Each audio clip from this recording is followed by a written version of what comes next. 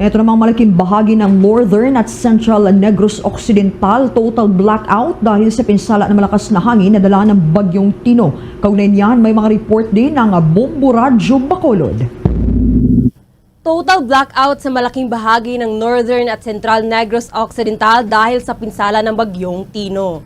Sa panayam ng Bombo Radyo Bacolod kay Engineer Liumel Tambanillo, Assistant Vice President for Management and Business Operations ng Negros Electric and Power Corporation, dahil sa malakas na bugso ng hangin, madami ang mga feeders na na-damage at nag-trip off.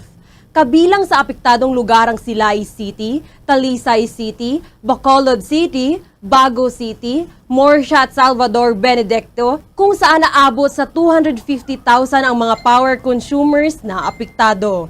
Ayon kay Tambanillo, nagsimula ang total blackout alas 10:30 kaninang umaga.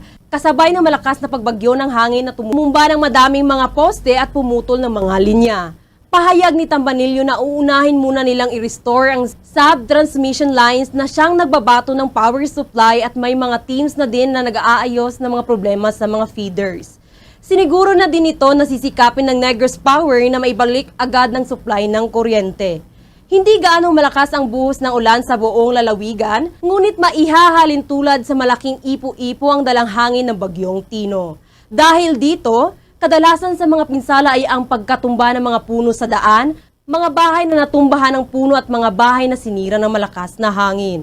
We have 250,000 consumers affected. Total blackout brought about by Typhoon Tino. Right now, we are in the process of assessing the damages. Wire down, mga service stuff wires, mga meters na damage. Right now, we have order of prioritization of the restoration. Unahin natin muna yung sa sub-transmission line. Mula rito sa lalawigan ng Negros Occidental, ito si Bombo Danica Planilla, and this is Bombo Radio Philippines, the #1 and most trusted source of news and information.